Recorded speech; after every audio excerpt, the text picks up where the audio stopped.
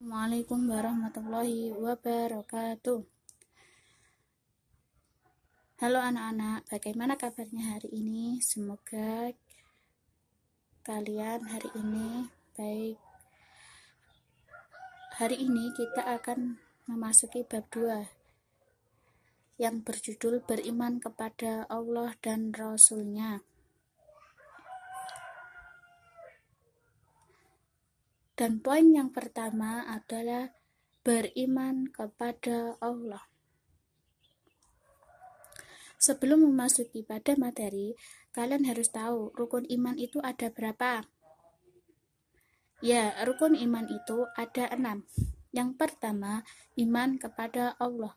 Kedua, iman kepada malaikat. Yang ketiga, iman kepada kitab. Yang keempat, iman kepada Rasul. Yang kelima, iman kepada hari akhir atau hari kiamat. Yang keenam, iman kepada qada dan qadar. Dan hari ini kita akan membahas rukun iman yang pertama, iman kepada Allah. Apa itu artinya iman? Iman artinya percaya. Sedangkan menurut istilah, iman adalah membenarkan dan meyakinkan dengan hati yang diucapkan oleh lisan dan diamalkan dengan perbuatan. Jadi, iman itu percaya antara hati, antara lisan, dan antara perbuatan itu harus sama. Itu namanya percaya. Lalu bagaimana kita dapat mengenal Allah dengan dekat? Bagaimana kita beriman kepada Allah? Itu yang pertama melalui alam semesta, melalui ciptaannya Allah. Yang kedua Al-Quran, dan yang ketiga melalui Asmaul Husna atau nama baik Allah. Yang pertama, alam semesta. Adanya Allah, bukti adanya Allah adalah adanya alam semesta ini dan bumi yang kita huni sekarang. Di alam semesta berisi benda hidup dan benda mati.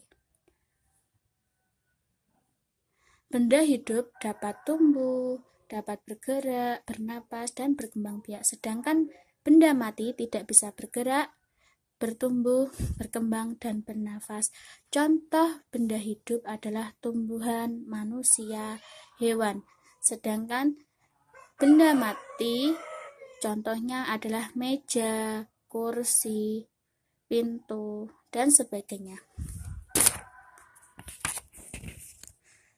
Allah itu maha kuasa. Dengan kekuasaan Allah dapat menciptakan apapun dengan mudah dan waktu yang singkat dan tidak membutuhkan siapapun. Dan Allah disebut memiliki sifat jais.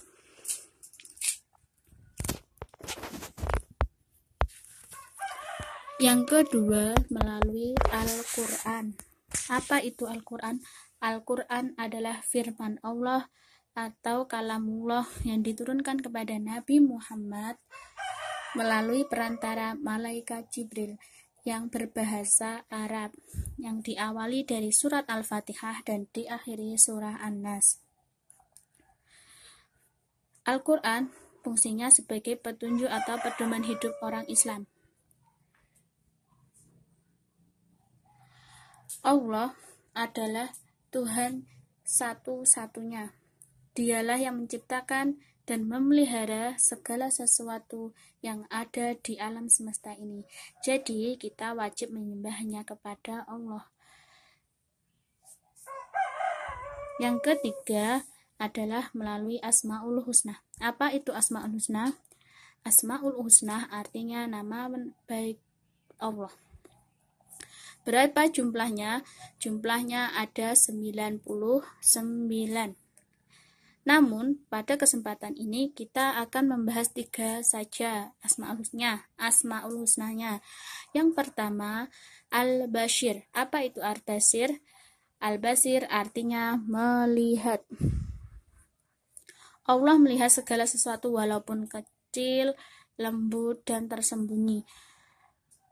Meskipun kita berbisik-bisik kepada orang lain, teman kita tidak tahu, Allah pasti tahu. Allah tahu apa yang kita bicarakan meskipun di dalam hati. Yang kedua, al-adl. Apa arti al-adl? Al-adl artinya maha adil. Allah yang maha adil menempatkan semua manusia sama di hadapannya, kecuali ketakwaannya. Tidak ada yang ditinggikan hanya karena keturunan, kekayaan, atau jabatan. Jadi Allah itu tidak melihat dari kaya atau miskin atau jabatan. Jadi semua itu sama. Allah itu tidak pilih kasih terhadap hambanya. Yang ketiga, al-adim. Al-adim artinya maha agung.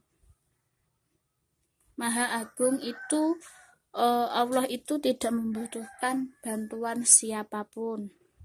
Allah itu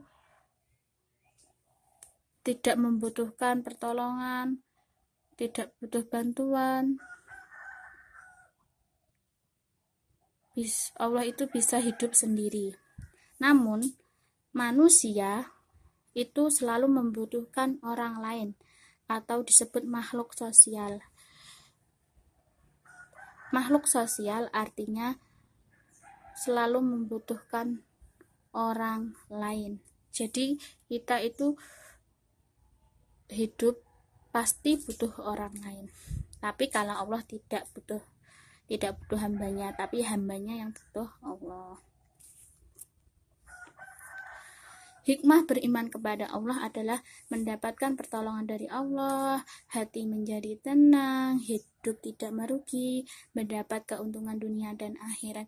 Jadi orang yang beriman kepada Allah itu hatinya tenang, tidak sombong, selalu ingat bahwa semua adalah titipan Allah.